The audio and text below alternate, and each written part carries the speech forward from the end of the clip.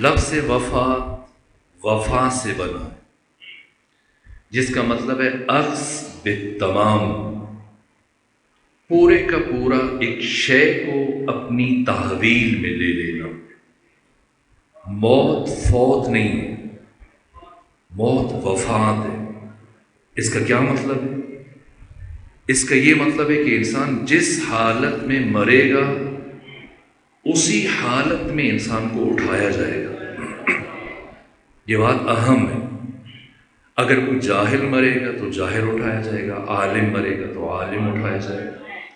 جس سطح پہ، جس درجے میں، آپ نے سنا ہوگا نماز میں کسی مرحوم کے لیے آپ دعا کرتے ہیں، مجلس میں، فاتحہ خوانی کی محفل میں جب دعا کرتے ہیں، قل خوانی میں، چہلم میں، برسی میں، کوئی عالم خطیب دعا منگواتا ہے، پروردگار مرحوم کے درجات کو بلند فرما۔ اس کا کیا مطلب ہے؟ اس کا مطلب یہ کہ جنت ایک خاص جگہ نہیں ہے۔ عام طور پر لوگوں کے ذہنوں میں یہ تصور پایا جاتا ہے جنت کے لیے کہ جنت ایک پارک ہے، ایک بہت بڑا سا باغ ہے، اور فرشتے دروازے پہ کھڑے ہوں گے اور جو جنت میں جائے گا اس کو ٹکٹ دیتے جائیں گے، آپ چلے جائیں، اور سارے کے سارے اہل جنت ایک ہی جگہ پر رکیں گے۔ نہ، ایسا ہرگز نہیں۔ ممکن ہے کہ آپ 50، 100، 150، 200 افراد جو یہاں بیٹھے ہیں سب کے سب جنت میں چلے جائیں، لیکن عین ممکن ہے کہ ہمیشہ جنت میں رہے ہو، کبھی بھی ایک دوسرے سے آپ کی ملاقات نہیں۔ اس لیے کہ جنت مکان نہیں ہے، مقام ہے، اور ذی مراتب مقام ہے۔ جنت میں درجات ہیں، اور درجے کا تعین انسان کے علم اور معرفت اور عمل اور خلوص کی بنیاد پہ ہوگا۔ اس بات کو سمجھانے کے لیے پیغمبر کے سامنے کوئی پی ایچ ڈی ڈاکٹر نہیں بیٹھتے تھے۔ جیسے تمیرو بلوس ایک دیہات ہے، لیکن یہاں پر بھی شاید پرائمری سکول، مڈل سکول موجود ہوں گے۔ عہد رسول میں چلے جائیں، انحطاط اور علمی پستی کے اعتبار سے آپ جائزہ لیں۔ پیغمبر کے سامنے کوئی پڑھے لکھے باشعور افراد نہیں تھے، نہ 60، 70، 65، 50 سال کے ایسے افراد جو برابر بت پرستی میں زندگی گزار چکے۔ انہیں یہ مفاہیم سمجھانا ایک مشکل مرحلہ تھا، اس لیے انہیں سمجھانے کے لیے ختمی مرتبہ نے جو انداز اختیار کی، ایک مرتبہ جنگ سے پلٹ رہے تھے اور قبرستان کے پاس سے گزرے اور اپنے اصحاب کو روکا اور ایک قبر کے پاس گئے اور مردے کو زندہ کیا۔ اور جب مردے کو زندہ کیا، جیسے ہی وہ قبر سے نکلا وہ شخص، تو ساتھ ہی رسی تلاش کرنا شروع ہو گیا، پکارنا شروع، میری رسی کہاں ہے، میری رسی کہاں ہے۔ جیسے ہی قبر سے اٹھا، میری رسی کدھر ہے؟ یہاں تک کہ پیغمبر نے اسے دوبارہ قبر میں منتقل کیا۔ صحابہ کرام حیران، پریشان، سرگردان، رسول اسلام یہ رسی کیوں تلاش کر رہے ہیں؟ فرمایا یہ سمجھانے کے لیے میں نے اس مردے کو زندہ کیا، تاکہ تمہیں سمجھ میں آ جائے کہ انسان جس حالت میں مرتا ہے اسی حال میں انسان کو اٹھایا جائے۔ یہ وفات ہے۔ یہ میں نے عرض کیا کہ لفظ وفات بنا ہے مادہ وفا سے، جس کا مطلب ہے اخذ بالتمام۔ ہم جس حال میں مریں گے اسی حال میں ہم کو اٹھایا جائے گا۔ لفظ موت قرآن مجید میں 71 دفعہ استعمال ہوا ہے۔ لفظ حیات بھی قرآن مجید میں 71 دفعہ استعمال ہوا ہے۔ موت، حیات اور کائنات انسانی زندگی کے پیچیدہ ترین مسائل میں سے سر فہرست ہے۔ آپ نے اگر کبھی دیکھا ہو، اتفاق ہوا ہوگا، اگر کہیں کسی محفل میں ہے، ہم لوگ کھانا کھا رہے ہوں اکٹھے، کسی شادی میں، کسی ولیمے میں، کسی اور موقع پر، یا گھر میں نجی محفل میں، اگر ہمارے بیچ میں کوئی جوان پرخوری کا مظاہرہ کر رہا ہو، زیادہ کھا رہا ہو، تو آپ اسے کیا کہتے ہیں؟ کبھی کبھار جب کسی جوان کو یا کسی بچے کو بہت زیادہ کوئی کھاتے ہوئے دیکھے تو بڑا اسے نصیحت کرتا ہے، کیا کہتا ہے؟ میاں کم کھاؤ، جینے کے لیے کھاؤ، کھانے کے لیے نہ جیو۔ یہ سنا اچھی بات ہے کہ جینے کے لیے کھانا چاہیے، اتنا کھائے کہ جی سکے، کھانے کے لیے نہیں جینا چاہیے، کھانے کو اپنا مقصد حیات قرار نہ دے، یہ بات اچھی ہے۔ لیکن وہی بچہ یا جوان اگر پلٹ کر اس بڑے سے پوچھے کہ اچھا بتائیں، اگر میں کھانے کے لیے نہ جیوں تو پھر کس لیے جیوں؟ کیا ہم اس سوال کا جواب دے سکتے ہیں؟ بہت مشکل ہے۔ بظاہر یہ سوال سادہ ہے لیکن اس کا جواب بہت پیچیدہ ہے کہ مقصد زندگی کیا؟ اس کے لیے لازم ہے کہ پہلے زندگی کو سمجھے، موت کو سمجھے، حیات کو سمجھے، کائنات کو سمجھے۔ اب تک یہ انسان روئے زمین پر 8,500 سال گزار چکا ہے۔ آدم جب زمین پر آئے 1,000 سال زندگی گزاری، اور جناب آدم کی وفات کے 6,150 سال گزرنے کے بعد پیغمبر تشریف لائے، اور یہ 1,500 سال کا عرصہ آقا کی وفات کے بعد 8,500 سالہ انسانی تاریخ میں متعدد تہذیبیں گزر چکی ہیں، تمدن گزر چکے ہیں، انسان مختلف دور گزار چکا ہے، اور اس موضوع سے متعلق مسلسل کہا گیا، لکھا گیا، مستقل کتابیں لکھی گئی، لیکن اب تک انسان اس سوال کا جواب دینے سے قاصر ہے۔ میں یہ موضوع یہاں بیان نہیں کرنا چاہ رہا تھا، لیکن بانی مجلس کی خواہش ہے تو وہ احترام میں اب لازم ہے، پیچیدہ موضوع ہے۔ موت کیا ہے؟ یہاں تک کہ سر فرانسس ینگ ہسبن، ان سے یہ سوال کیا گیا کہ آپ ہمیں حیات اور کائنات سے متعلق کچھ بتائیں۔ یہ مایاناز فلسفی جب پوچھا گیا تو کیا جواب دیا کہ میں حیات اور کائنات سے متعلق کیا بتاؤں؟ کہ کائنات اس طرح سے مرتب ہوئی، نہ اس کا پہلا ورق ہمارے سامنے ہے، نہ اس کا آخری ورق ہمارے سامنے ہے، ہم اس کائنات سے متعلق کیا بات کر سکتے ہیں؟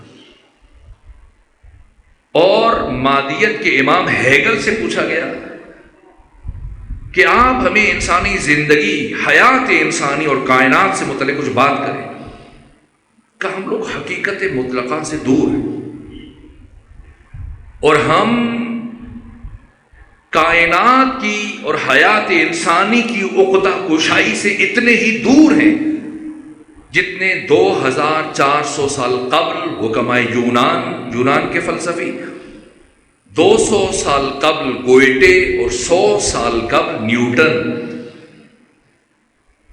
اور سر فرانسس ینگ ہسبن سے جب پوچھا گیا کہ آپ ہمیں زندگی اور حیات سے متعلق بتائیں اور کائنات سے متعلق بتائیں، تو کہا کہ ہم فلسفیوں اور سائنسدانوں کی مثال مشہور عالم تمثیل افلاطون کی سی ہے کہ ہم زنجیروں میں جکڑے ہوئے غار کے دہانے بیٹھے ہیں، اندھیرے کی طرف منہ ہے، اجالے کی طرف پشت ہے، جو کچھ نظر آ رہا ہے یہ چلتی پھرتی پرچھائیاں ہیں، اور ممکن ہے اور کبھی کبھی امید کی مدھم سی کرن نظر آتی ہے، اور ممکن ہے کہ وہ بھی فریب نظر ہوتی۔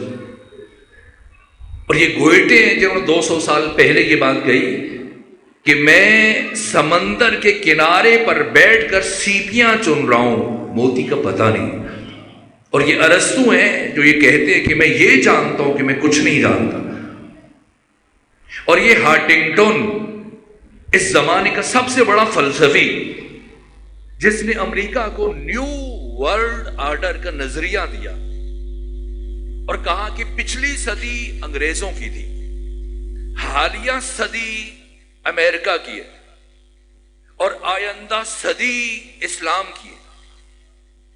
اور اگر امریکہ یہ چاہتا ہے کہ آئندہ بھی اقوام عالم کا مستقبل اس کے پاس رہے، وہ پوری دنیا پر حکومت کرے، تو اسے یہ کام کرنے پڑیں گے۔ نظم نوین جہانی، نیو ورلڈ آرڈر کا نظریہ کس نے دیا؟ ہارٹنگٹن نے۔ 48 سال کا امریکہ کا مایاناز فلسفی، 3 کتابیں لکھی اپنی زندگی میں، اور سب سے زیادہ اس کی جس کتاب کو پذیرائی ملی ہے اس کا نام ہے دا میننگز آف لائف۔ اور اس کے شروع میں ہارٹنگٹن نے یہ جملہ لکھا ہے کہ اکثر لوگ زندگی گزار رہے ہیں، جی رہے ہیں، زندگی کیا ہے، اس کی حقیقت کیا ہے، اور زندگی کسے کہتے ہیں، یہ بہت کم لوگوں کو پتا ہے۔ اور پھر مسلسل 850 صفحات پر زندگی اور موت سے متعلق گفتگو کی ہے، لیکن اس کتاب کے اختتام پر حیران، پریشان، سرگردان، کسی نتیجے تک نہیں پہنچ سکا، اس لیے کہ انسان سے متعلق حتمی اور یقینی بات صرف اور صرف اس انسان کا خالق کر سکتا ہے، یا خدا کر سکتا ہے، یا محمد و آل محمد کر سکتے ہیں۔ وہ ہمیں زندگی کی حقیقت کو بتا سکتے ہیں، انسان کا آغاز، انسان کا انجام، انسان کا ہدف، اس کا مقصد، زندگی کا منشور، فلسفہ تخلیق بشر۔ اگرچہ قرآن مجید کا کوئی خاص موضوع نہیں ہے، آج تک کوئی مفسر اور علوم قرآن کا ماہر قرآن کا موضوع بیان نہیں کر سکا، لیکن صاحب تفسیر المیزان علامہ محمد حسین طباطبائی نے یہ بات کہی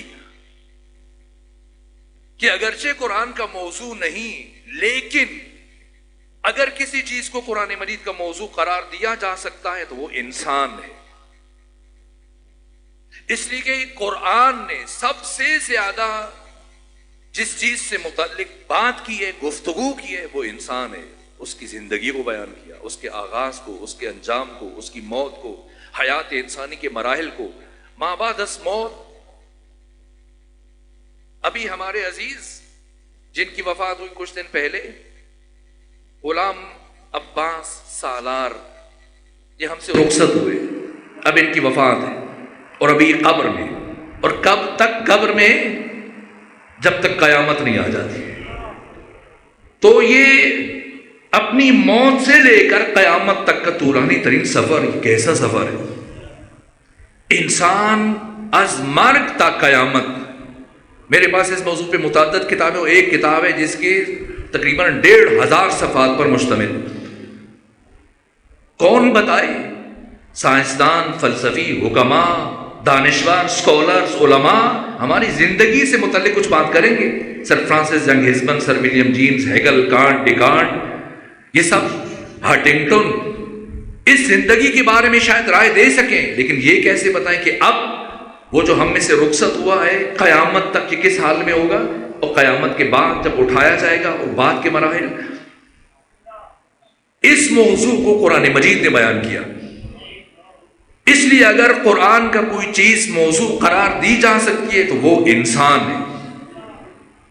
کس طرح سے قرآن نے انسان کی تخلیق کو بیان کیا، فلسفہ تخلیق کو بیان کیا، ہدف تخلیق اور مقصد تخلیق کو بیان کیا، تخلیق کے مراحل کو بیان کیا۔ فرمایا لقد خلقنا الانسان من سلالۃ من طین۔ کون بتائے؟ یہ قرآن بیان کر رہے ہیں، اب انسان سے متعلق گفتگو کر رہے ہیں۔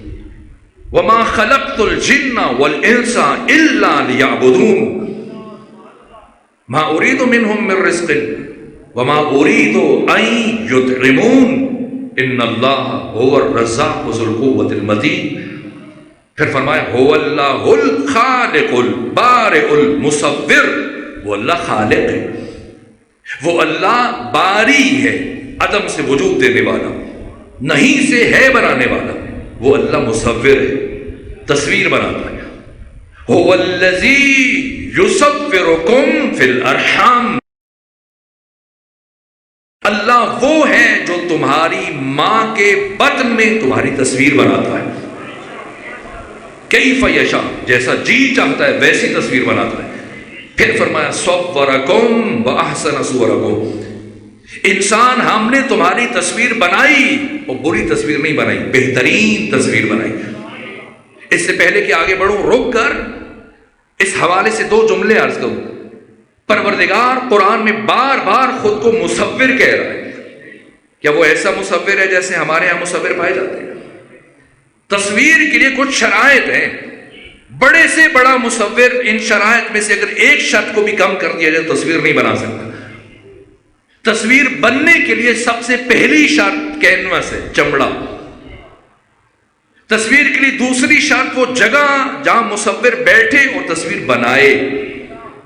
تصویر کے لیے تیسری شرط روشنی ہے، کبھی اندھیرے میں تصویر نہیں بن سکتی۔ تصویر کے لیے چوتھی شرط، جس شے پر تصویر بنائی جا رہی ہے وہ شے حالت قرار میں، متحرک شے پر کبھی تصویر نہیں بن سکتی۔ تو کتنی شرائط ہیں تصویر بننے کے لیے؟ 4۔ پہلی شرط جگہ ہو جہاں بیٹھے تصویر بنائے، دوسری شرط کینوس چمڑا جس پر تصویر بنائے، تیسری شرط روشنی، اندھیرے میں تصویر نہیں بن سکتی، چوتھی شرط جس شے پر تصویر بنائی جا رہی ہے وہ شے حالت قرار میں ہو، حالت حرکت میں نہ ہو۔ تو وہ اللہ جو قرآن میں بار بار خود کو مصور کہہ رہا ہے، کیا وہ کسی جگہ پر بیٹھ کر تصویر بناتا ہے؟ نہ، بطن مادر میں تصویر بناتا ہے۔ کسی کینوس پر یا چمڑے پر تصویر بناتا ہے؟ نہیں، پانی کے قطرے کے اوپر تصویر بناتا ہے، روشنی میں تصویر بناتا ہے۔ نا، قرآن فرما رہا ہے کہ 3 تاریکیوں میں انسان کی تصویر بناتا ہے۔ اور کیا پروردگار کسی جامد اور راکد چیز پر تصویر بناتا ہے؟ نہ، متحرک چیز پر تصویر بناتا ہے۔ دنیا کا مصور ان 4 شرائط کے ہونے کے باوجود جب تصویر بناتا ہے، اس کی تصویر گونگی ہے، بہری ہے، اندھی ہے، نہ دیکھ سکتی ہے، نہ سن سکتی ہے، نہ چکھ سکتی ہے، نہ لمس کر سکتی ہے، لیکن وہ ایسا مصور ہے جو ان 4 شرائط کے نہ ہونے کے باوجود جب تصویر بناتا ہے اس کی تصویریں دیکھتی بھی ہیں، سنتی بھی ہیں، چکھتی بھی ہیں، لمس بھی کرتی ہیں، تدبر بھی کرتی ہیں، تعقل بھی کرتی ہیں، تفکر بھی کرتی ہیں، سوچتی بھی ہیں، سمجھتی بھی ہیں۔ وہ مصور ہے، وہ تصویر بناتا ہے، وہ بطن مادر میں تصویر بناتا ہے، وہ بہترین تصویر بناتا ہے۔ قرآن بار بار تعارف کر رہا ہے۔ اور جب تصویر بن جاتی ہے تو جتنا قیمتی شاہکار ہے اتنی زیادہ اس کی توجہ چاہیے، اس کی حفاظت کا اتنا اہتمام کیا جائے گا۔ بیرون ملک سے جو افراد تصاویر لے کے آتے ہیں، ہزاروں $، خرچ کرتے ہیں، کوئی شاہپارہ لے کے آتے ہیں، کسی بڑے مصور کی بنائی ہوئی تصویر کہاں لگاتے ہیں؟ کسی چوراہے پہ آپ ایسا کر دیتے ہیں؟ کسی کھلی جگہ پر، برآمدے میں؟ نہ، گھر کے محفوظ ترین مقام پر لگاتے ہیں۔ اس لیے کہ آپ نے اپنی تصویر کو کچھ چیزوں سے بچانا ہے تاکہ دیر تک باقی رہ سکے۔ آگ سے بچائیں ورنہ تصویر جل جائے گی، پانی سے بچائیں ورنہ آپ کی تصویر کے رنگ دھل جائیں گے، ہوا سے بچائیں ورنہ اس کے نقش دھندلے پڑ جائیں گے، مٹی سے بچائیں، گرد سے بچائیں ورنہ تصویر کے رنگ خراب ہو جائیں گے۔ تو کتنے دشمن ہیں تصویر کے؟ 4۔ کون کون سے؟ آگ، پانی، ہوا اور مٹی۔ ان 4 سے تصویر کو بچانا ہے تاکہ خراب نہ ہو جائے۔ نہیں معلوم وہ کیسا مصور ہے کہ انہی 4 کو ملا کر ہماری تصویریں بنائے جا رہے ہیں۔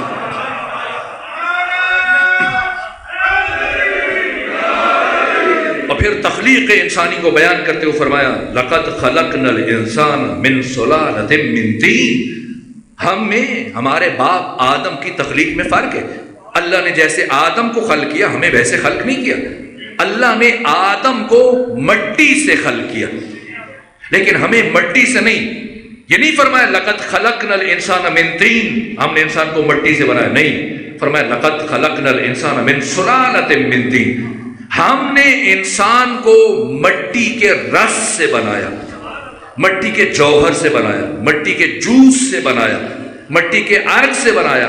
ابھی گرمیاں شروع ہو گئی ہیں اور آپ پھلوں کا رس نکالتے ہیں، گنے کا رس ہے، باقی دوسرے پھلوں کا رس نکالتے ہیں گھروں میں، بازاروں میں، لیکن آپ میں سے کبھی کسی نے مٹی کا رس نکلتے ہوئے دیکھا ہے؟ گھر میں نکالا ہے؟ لیکن اللہ قرآن میں فرماتا ہے کہ ہم نے انسان کو مٹی کے رس سے پیدا کیا، مٹی کے جوس سے، مٹی کے جوہر سے، مٹی کے عرق سے۔ پروردگار کو مشینیں کہاں ہیں؟ وہ کارخانے جو مٹی کا رس نکالے؟ تو خدا فرمائے گا غور کرو، اپنے کھیتوں میں، اپنے باغات میں، اپنے گھروں میں لگے ہوئے پودے اور درخت دیکھو جو مسلسل زمین سے مٹی کا رس کھینچ رہے ہیں۔ یہ پودے اور درخت وہ مشینیں اور کارخانے ہیں جو مسلسل مٹی سے رس کشید کر رہے ہیں، کھینچ رہے ہیں اور اسے منتقل کرتے ہیں دانے۔ ابھی آپ نے گندم کاٹی ہے اور اسے تھریشنگ کرنے کے بعد گھر میں لے کے آئے، یہ جو گندم کا دانہ ہے، یہ کھجور، جو، کشمش، یہ سنترا، یہ سیب، یہ ناشپاتی، یہ آم، یہ آلو بخارا، یہ کیا ہے؟ سلالۃ من طین ہے۔ یہ مٹی کا رس ہے، یہ مٹی کا جوہر ہے جسے اس پودے نے زمین سے کھینچا ہے، کشید کیا اور اسے اس دانے میں منتقل کیا۔ یہ قرآن بیان کر رہے ہیں۔ اور پھر انسان اسے کھاتا ہے، اس سلالۃ من طین کو کھاتا ہے۔ یہ سنترا، یہ سیب، یہ ناشپاتی، یہ گندم، یہ چاول، یہ کھجور، یہ جو، کشمش کھاتا ہے تو نتیجے میں انسان کا خون بنتا ہے۔ خون سے نطفہ، نطفہ سے علقہ، علقہ سے مضغہ، سورہ مومنون، مضغہ سے عظام، ہڈیاں، اور پھر اللہ قرآن میں کیا فرماتا ہے؟ فَكَسَوْنَا الْعِظَامَ لَحْمًا، ہم نے ان ہڈیوں کے اوپر گوشت چڑھا دیا، اور 4 مہینے 10 دن میں انسان کا پورا ڈھانچہ اس کی ماں کے بطن میں تیار ہو جاتا ہے، سر سے لے کے پاؤں تک ہڈیاں تیار ہیں، انگلیاں بن چکی ہیں، ہاتھ بن چکے ہیں، بال اگنا شروع ہوئے۔ 4 مہینے 10 دن میں جب یہ ڈھانچہ مکمل ہوا تو اب مکان تیار ہونے کے بعد پھر خدا نے فرمایا ثم انشأناہ خلقا آخر، پھر ہم نے اس وجود میں ایک اور شے کو ڈال دیا، کیا؟ روح 4 مہینے 10 دن کے بعد جب انسان کا جسم مکمل ہو جاتا ہے تو خدا روح کا تعلق اس کے ساتھ برقرار کرتا ہے، اور جیسی روح آتی ہے خدا خود کو مبارکباد پیش کرتا ہے، فتبارک اللہ احسن الخالقین، مبارکباد کا مستحق ہے وہ اللہ جس نے اتنی بہترین مخلوق کو خلق کیا۔ یہاں سے حیات انسانی کا آغاز ہوتا ہے۔ 4 مہینے 10 دن گزرنے کے بعد اگر کوئی اس بچے کو جو اپنی ماں کے شکم میں ضائع کرے تو یہ ایسا ہے گویا اس نے کسی جوان کو قتل کیا، اس لیے کہ اس میں حیات منتقل ہو چکی ہے، اب اس کا دل دھڑکنا شروع ہو گیا، اب یہ سانس لے رہا ہے، اس کی زندگی کا آغاز۔ اگر کوئی سالگرہ منانا چاہتا ہے تو سالگرہ کا تعلق دنیا سے آنے کے بعد نہیں ہے، سالگرہ کا تعلق حیات انسانی کے آغاز سے ہے، اور انسان کی حیات کا آغاز کب ہوتا ہے؟ جب روح کا انسان کے جسم کے ساتھ تعلق برقرار ہوتا ہے۔ یہ کون جانتا ہے؟ صرف خدا جانتا ہے، خدا جانتا ہے۔ اور پھر وہ مرحلہ 4 مہینے 10 دن انسان کا جسم مکمل ہوتا ہے، پھر روح کا تعلق اس سے برقرار ہوتا ہے، اور 4 مہینے 10 دن انسان کی روح اس جسم کے ہمراہ بطن مادر میں رہتی ہے، اور پھر انسان دنیا میں آتا ہے، پیدا ہوتا ہے۔ کیا انسان پیدا ہوا؟ نہ، یہ جملہ روح ہے، قرآن ہے۔ بس اب ہم نتیجے کی طرف بڑھ رہے ہیں، تفصیل سے میں عرض نہیں کر سکتا، وقت محدود ہے، تو 2 سے 3 جملے اور عرض کرو۔ اور پھر یہ دنیا میں آیا اور ہم نے لکھا کہ انسانوں کی تعداد میں اضافہ ہوا، نہ، یہ جملہ روح ہے، قرآن ہے جو آپ کے سپورٹ کرنے جا رہا ہے، اور وہ یہ کہ ہم انسان پیدا نہیں ہوئے بلکہ ہم انسان بننے کے لیے پیدا ہوئے۔ ہم انسان پیدا نہیں ہوئے، انسان بننے کے لیے پیدا ہوئے۔ ہم میں اور محمد و آل محمد میں کیا فرق ہے؟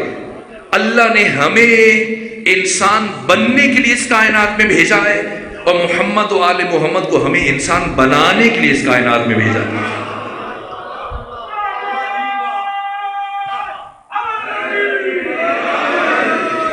یہ 14 بشریت کے معلم میں، انسانیت کے معلم میں۔ ابھی جو ہمیں انسان کہا جاتا ہے یہ مجازن انسان کہا جاتا ہے۔ جیسے میڈیکل کا ایک طالب علم ہے، ڈاکٹر بننے کے لیے کالج میں اس نے ایڈمیشن لیا، اور 6 مہینے کے بعد جب مہرو پیلو واپس لوٹ کے آیا تو آپ نے اسے کہا آئیں ڈاکٹر صاحب بیٹھیں، ابھی تو ڈاکٹر نہیں بنا ہے، پھر کیوں ڈاکٹر کہہ رہے ہیں؟ تو کیا جھوٹ بول رہے ہیں؟ نہیں، یہ مجاز ہے۔ کیا مطلب؟ یعنی جس راستے پہ یہ چلا ہے کچھ عرصہ گزرنے کے بعد یہ ڈاکٹر بن جائے گا۔ ایک بچہ جوان دینی مدرسے میں گیا اور سال گزارنے کے بعد واپس آیا تو آپ نے کہا مولانا صاحب ابھی تو مولانا نہیں بنا ہے، آپ کیوں کہہ رہے ہیں؟ یعنی جس راستے پہ چلا ہے یہ ایک دن مولانا بن جائے گا۔ اسی طرح سے ہم انسان ہیں، حقیقتاً انسان نہیں، مجازن انسان ہے۔ ابھی جو ہمیں انسان کہا جا رہا ہے یہ مجازن کہا جا رہا ہے۔ کیا مطلب؟ یعنی ہم میں انسان بننے کی صلاحیت موجود ہے، استعداد موجود ہے، لیاقت اور قابلیت موجود ہے۔ سوال یہ انسان مجازی کیسے انسان حقیقی بن سکتا ہے؟ جواب علوم اور معارف کے ذریعے سے۔ علم اور معرفت کے بغیر ممکن نہیں کہ کوئی انسان بنے۔ اگر کوئی شخص پیدا ہوا اور زندگی میں اس نے علم اور معرفت کو حاصل نہیں کیا، حیوان پیدا ہوا، حیوان زندگی گزارے گا، حیوان مرے گا، اور جب قیامت کے دن اٹھے گا تو حیوانی شکل میں اٹھے گا، جو قرآن بیان کر رہے ہیں۔ وَإِذَا الْوُحُوشُ حُشِرَتْ۔ مجھے تاسف ہے، افسوس ہے، ہمارے یہاں اکثر قرآن مجید کی آیتوں کا غلط ترجمہ کیا جاتا ہے۔ بس ایک آیت اکثر جو ہم سب پڑھتے ہیں، سنتے ہیں، اور یہ بچے جو اسکولوں میں جاتے ہیں، کالجز میں، یونیورسٹیز میں، ان کے کورس کی کتابوں میں عام طور پر مسجدوں میں، اسکولوں میں بھی یہ آیت لکھی جاتی ہے۔ کہ رب زدنی علما کیا معنی کرتے ہیں ہمارے ٹیچرز؟ ہو کیا پڑھایا جاتا ہے؟ وہ کورس اور اسکول کی کتابوں میں شاید کا کیا معنی بتایا جاتا ہے؟ ہاں یہ معنی، یہ کیسے ہو گیا رب؟ اب میں آپ کے سامنے ایک ایک لفظ کا معنی کرتا ہوں تو آپ خود جوڑیے. رب اصل میں تھا ربی، لیکن کثرت استعمال کی وجہ سے یا کو ہٹا دیتے ہیں. اس کا مطلب ہے میرے رب، میرے پالنے والے. زد یہ فعل امر ہے، تو زیادہ کر. نون وقایا، یا متکلم. زدنی مجھے زیادہ کر. علم میں ان دو معنوں میں زمین اور آسمان کا فرق ہے. اگر کوئی ان میں سوچے غور کرے، یہ کہ میرے علم میں اضافہ فرما یہ اور بات ہے، اور مجھے زیادہ کر علم میں یہ اور معنی ہے. انسان کی حیات، انسان کی زندگی، انسان کی اصل کیا؟ یہ جسم وردی ہے، جسم لباس ہے، جسم پوشاک ہے، جسم مکان ہے. انسان کی حقیقت اس کی روح ہے، اور روح کی زندگی کا نام علم ہے. علم سمجھنا ہے اسلام میں علم کی اہمیت کیا. پیغمبر اسلام مسجد نبوی میں داخل ہوئے اور دیکھا صحابہ کرام کچھ تو نمازیں پڑھ رہے ہیں، نوافل پڑھ رہے ہیں، دعائیں مانگ رہے ہیں، مناجات کر رہے ہیں، سجدے میں ہیں، اور کچھ دائرہ بنا کر علمی گفتگو میں مصروف ہیں. پیغمبر نے دونوں کو دیکھا اور مسکرائے، فرمایا دونوں اچھا کام کر رہے ہیں، لیکن میں پہلے گروہ میں نہیں بیٹھوں گا بلکہ دوسرے گروہ میں بیٹھوں گا، اس لیے کہ مجھے لوگوں کو عالم بنانے کے لیے بھیجا گیا ہے. علمی محفل اور علمی بزم اور علمی مجلس کی اہمیت کا اندازہ کریں گے. ابو ذر نے پوچھا یا رسول اللہ، پیغمبر اسلام کسی محفل میں مومن کی تشییع جنازہ میں شرکت کے فضائل بیان کر رہے تھے، اتنا ثواب ہے. تو ابو ذر نے پوچھا یا رسول اللہ، اگر ایک طرف مومن کی تشییع جنازہ ہو اور دوسری طرف ایک علمی محفل ہو تو مجھے کس میں شرکت کرنی چاہیے؟ فرمایا اگر نماز جنازہ میں شرکت کے لیے کچھ لوگ موجود ہوں تو تم پر واجب ہے کہ اس علمی بزم اور علمی محفل میں شرکت کرو. کہ ایک علمی بزم میں شرکت کرنا 1000 جنازوں کی مشایعت سے افضل و بہتر ہے.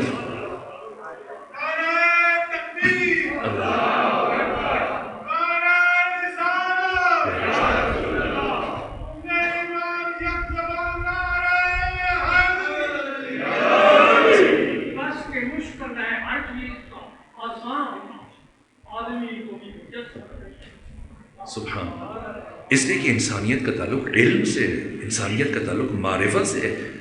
میں حیران ہوتا ہوں مولا متقیان کے سر پہ جب 19 رمضان المبارک کو ضرب لگ چکی، وہ زخمی حالت میں، اور امام حسن امام حسین اٹھا کر گھر لائے تو گھر پہنچنے کے بعد جو پہلی بات کہی امیر المومنین نے زخمی حالت میں، فرمایا اے حسن اے حسین، میری زندگی میں جو دشمن بھی میرے مقابلے میں آیا زندہ بچ کر نہیں گیا، لیکن میں اپنے 2 دشمنوں کو ختم نہ کر سکا، اور یہ 2 دشمن بھی اگر انسانی شکل میں آتے تو زندہ بچ کے نہ جاتے.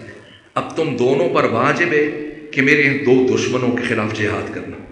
ایک غربت، دوسرے جہالت. یہ جہالت ہے کہ جس نے ائمہ کو خون کے آنسو رلوائے. اسلام اور تشیع کی سب سے بڑی دشمن یہ جہالت ہے.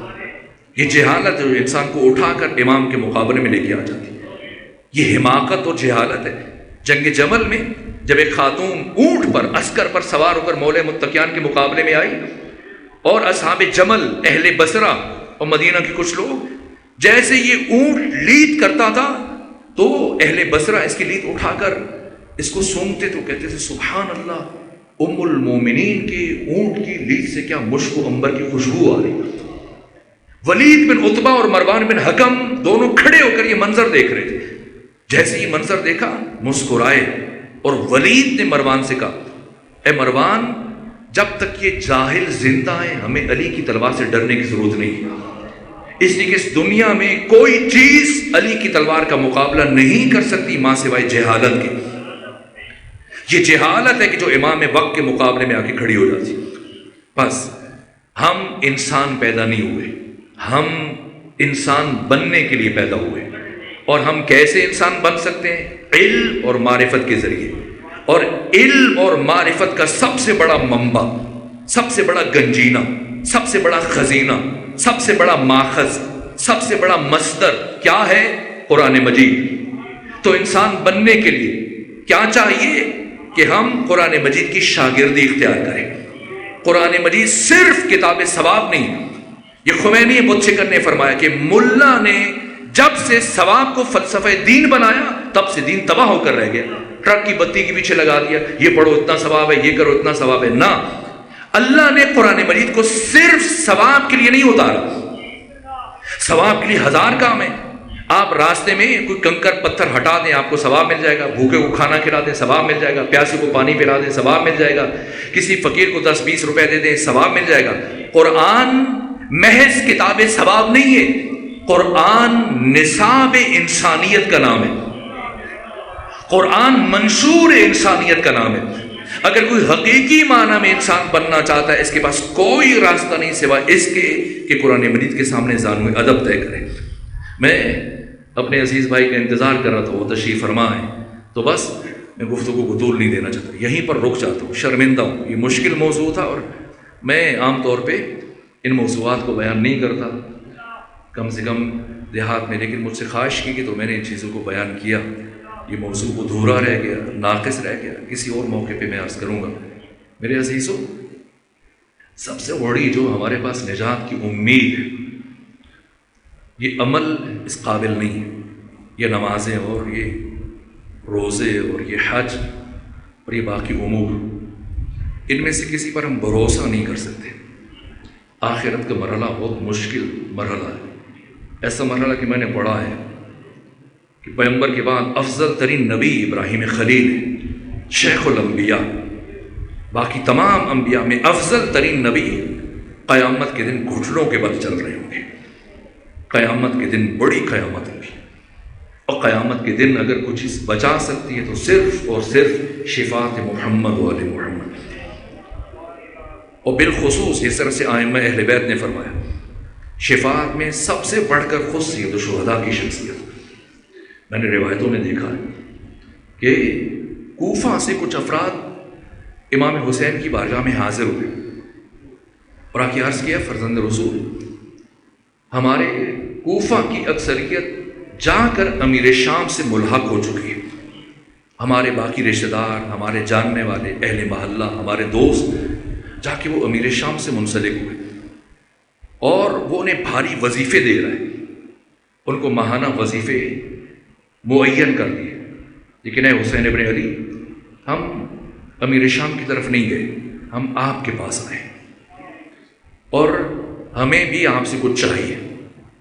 امام حسین نے فرمایا کہ میں تمہیں امیر شام سے زیادہ عطا کروں گا. تو وہ افراد کہنے لگے، فرزند رسول، ہمیں درہم و دینار نہیں چاہیے، ہم آپ سے آخرت کا معاملہ کرنا چاہتے ہیں. میں نے پڑھا ہے، سید الشہداء نے یہ سنا تو سوال کیا، کیا تم اللہ اور اس کے رسول کی خاطر حسین ابن علی سے ملحق ہونا چاہتے ہو؟ انہوں نے عرض کیا، فرزند رسول ایسا ہی ہے. امام حسین نے کچھ لمحوں کے لیے آنکھیں بند کیا اور خاک تھی، مٹی تھی، اس کے اوپر ایسے ہاتھ پھیر رہے جیسے کوئی لمحوں میں صدیوں کا سفر طے کرتا ہے. میں نے عرض کیا، ابھی ان کی وفات ہوئی ہے اور کب تک قبر میں ہزاروں سال ممکن ہے گزر جائیں جب تک قیامت نہیں آ جاتی. حسین ابن علی چشم زدن میں آنکھیں بند کیے، مٹی کے اوپر ہاتھ پھیر رہے ہیں، گویا یہ سارے مراحل طے کر رہے ہیں. قبر ہے، برزخ ہے، پل صراط ہے، حساب و کتاب ہے، محشر ہے، قیامت ہے. اور کچھ لمحوں کے بعد امام حسین نے سر اٹھایا اور فرمایا، سنو، اگر تم اللہ اور اس کے رسول کی خاطر حسین سے ملحق ہو رہے ہو تو میں تم سے وعدہ کروں کہ تم جنت میں میرے اتنے قریب ہوگے جس طرح سے یہ 2 انگلیاں ہیں. ہمارے پاس کچھ نہیں کہ ہم مطمئن ہو سکیں سوائے شفاعت حسین ابن علی سے. تفصیلی مسائل عالم بھائی آپ کے سامنے مجھ سے 1000 درجے بہتر انداز بیان کریں، میں تو ان کا انتظار کر رہا تھا. صرف ایک جملہ اور عرض کرتا ہوں، یہاں تک کہ یہ تو کتابوں میں یہ باتیں اور میں اس دور کی بات کروں. عراق میں کچھ جوان امام بارگاہ تعمیر کر رہے تھے اور کام شروع کیا اور ابھی مکمل نہیں ہوا اور اب لوگوں کی طرف سے انہیں کوئی خاص مدد نہیں ہوئی، وہ کام رک گیا۔ کسی نے کہا کہ جاؤ فلاں تاجر ہے تمہاری مدد کرے گا اور تمہاری یہ عمارت، یہ بلڈنگ مکمل ہو جائے گی۔ وہ جوان گئے اس تاجر کے پاس اور جا کے بتایا کہ ہم امام حسین کے نام پر امام بارگاہ تعمیر کر رہے ہیں لیکن ہمارا کام رک گیا، تو ہم مدد کے سلسلے میں آپ کے پاس حاضر ہوئے۔ تو اس تاجر نے پوچھا کہ کتنی مدد چاہیے؟ تو اب یہ آپس میں مشورہ کرنے لگ گئے۔ ایک نے کہا کہ اتنے مانگو کہ وہ دے دے، ایسے نہ ہو کہ وہ ناراض ہو جائے یا معذرت کر جائے۔ دوسرے نے کہا جب یہ کہہ رہا ہے تو ہو سکتا ہے کہ ہماری مطلوبہ رقم دے دے اور ہمیں کسی اور کے پاس جانے کی ضرورت ہی پیش نہ آئے، جو اتنے عرصے سے ہم پریشان پھر رہے ہیں اور ہمارا کام ادھورا وہیں پر رکا ہوا ہے۔ تو بالآخر کہا کہ اس تاجر نے اپنی چیک بک بڑھائی، کہا جتنی رقم چاہیے اس پر لکھ دو، اور وہ آپس میں جب بات کر رہے ہیں تو بالآخر ایک نے کہا کہ مطلوبہ رقم لکھ دو، ہو سکتا ہے ساری رقم ہمیں یہیں سے مل جائے اور کسی اور کے پاس جانے کی ضرورت نہ رہے۔ تو انہوں نے وہ اندازہ لگا کے رقم لکھی جس کی مقدار بہت زیادہ تھی اور چیک واپس تاجر کی طرف بڑھایا۔ اور جب تاجر کی طرف یہ چیک بڑھایا تو اس نے اس پر سگنیچر کرتے ہوئے اپنا رخ دوسری طرف کیا، بغیر دیکھے اس پر دستخط کر دی اور پھر چیک پھاڑ کے دیا، جاؤ لے جاؤ۔ تو ان جوانوں میں سے ایک نے کہا کہ آپ نے یہ سائن کرنے سے پہلے چیک کو دیکھا نہیں، ہو سکتا ہے کہ ہم نے اس پر بہت زیادہ رقم لکھ دی اور اتفاق سے ہم نے کافی زیادہ رقم لکھی ہے۔ تو اس تاجر نے کیا جواب دیا؟ کہا میرا آقا حسین کے ساتھ معاملہ کچھ الگ ہے۔ اور وہ جوان گئے، چیک اٹھا کے اسے کیش کروایا اور پھر چند مہینوں میں امام بارگاہ کی تکمیل ہوئی، تعمیر مکمل ہوئی۔ اور کچھ عرصہ گزرنے کے بعد اس تاجر کی وفات ہو گئی اور جس رات میں قبر میں دفن کیا گیا اسی رات ایک عارف نے، ایک بہت بڑے فقیہ نے یہ خواب دیکھا کہ جب وہ تاجر قبر میں گیا اور منکر و نکیر حساب کے لیے اس کے قبر میں آئے اور جیسے اس کا دفتر عمل کھولا گیا تو ندا آئی کہ آقا حسین اس مومن کی قبر میں تشریف لا رہے ہیں۔ اور جیسے آقا تشریف لائے تو وہ دفتر عمل جو منکر و نکیر ابھی کھولا تھا، آقا نے فرمایا کہ اس مومن کا دفتر عمل میری طرف بڑھاؤ۔ اور جب دفتر عمل بڑھایا گیا تو سید الشہداء نے قلم ہاتھ میں لیا اور رخ دوسری طرف کرتے ہوئے اس نامہ اعمال پر دستخط کیے اور کہا کہ میں اس مومن کی شفاعت کرتا ہوں، شفاعت کرتا ہوں۔ یہ کہہ کے اٹھنے لگے تو ان فرشتوں نے سوال کیا، فرزند رسول آپ نے شفاعت کر دی لیکن کم سے کم دستخط کرنے سے پہلے اس کا دفتر عمل دیکھ لیتے، ہو سکتا ہے یہ بہت بڑا گناہ گار ہو اور لائق کی شفاعت نہ ہو۔ تو سید الشہداء نے ایک جملہ ارشاد فرمایا میرا اس مومن کے ساتھ معاملہ الگ ہے۔ اگر کوئی سید الشہداء کے ساتھ اپنا معاملہ کر لے تو دنیا میں بھی سرخرو ہے اور آخرت میں بھی سرخرو ہے۔ اور سید الشہداء شرمندہ ہو کہ وقت کم ہے اور میں صرف ایک جملہ تکمیل مجلس کے لیے، آپ تفصیلی مصائب سنیں گے، اور امام حسین کا یہ جملہ ہے کہ اگر اپنے گناہوں کے سبب سے رحمت خدا سے دور ہو چکے ہو تو پھر میری ماں فاطمہ زہرا کا واسطہ دیا کرو۔ تو ہم سید الشہداء کو اور سیدہ زہرا کو اس لمحے کا واسطہ دیتے ہیں کہ جب بیوی کو غسل دیا گیا، کفن دیا گیا اور مولا متقیان نے اپنے بچوں سے فرمایا، پہلے امام حسن سے فرمائے حسن آئے، آ کر آخری مرتبہ اپنی ماں فاطمہ زہرا کے چہرے کی زیارت کر لیں۔ امام حسن نے زیارت کی، بس ایک جملہ تکمیل مجلس کی، آپ تفصیلی مصائب سنیں۔ اور پھر امام حسین سے کہا گیا آ کر آخری مرتبہ اپنی ماں فاطمہ کے چہرے کی زیارت کریں، اس لیے کہ اب آپ کی ماں فاطمہ زہرا کو دفنانے کے لیے لے کے جایا جائے گا۔ امام حسین آئے لیکن دروازے کی دہلیز پر رک گئے۔ مولا متقیان نے استفسار کیا، بیٹا حسین آگے بڑھے؟ اپنے ماں کی زیارت کرے. کہا بابا میرا دل بےتاب ہے، میرا دل تڑپ رہا، میں اپنی ماں سے ملنا چاہتا ہوں، لیکن پہلے مجھے یہ بتا دیجیے کہ اللہ کی نگاہ میں میرا مقام زیادہ ہے یا جناب عیسیٰ کا مقام زیادہ ہے؟ مولا متقیان نے فرمایا میرے بیٹے حسین، آپ کا مقام اللہ کی نگاہ میں جناب عیسیٰ سے بہت بلند ہے. عرض کیا بابا یہ فرمائیں کہ میری ماں فاطمہ زہرا کا مقام خدا کی بارگاہ میں زیادہ ہے یا جناب مریم قدیسہ کا؟ جواب دیا آپ کی ماں فاطمہ کا مقام جناب مریم سے بہت بلند ہے. تو سید الشہداء نے کہا بابا جناب عیسیٰ اس وقت تک اپنی ماں کی میت پر نہیں گئے تھے جب تک کہ جناب مریم نے خود عیسیٰ کو آواز نہیں دی تھی. بابا جب تک ماں فاطمہ زہرا نہیں بلائے گی میں نہیں جاؤں گا. آپ جانتے جب سیدہ زہرا پر دروازہ گرایا گیا، جب آپ کا پہلو شکستہ ہوا تو اس کے بعد 95 دن بی بی زندہ رہی، لیکن کبھی اپنے دائیں ہاتھ سے تسبیح نہ پڑھ سکی. لیکن جب حسین نے کہا بابا جب تک ماں نہیں بلائے گی میں نہیں جاؤں گا، ایک مرتبہ بند کفن ٹوٹے، دونوں ہاتھ باہر آئے، فرمایا آؤ حسین آؤ، یہ کربلا نہیں یہ مدینہ ہے.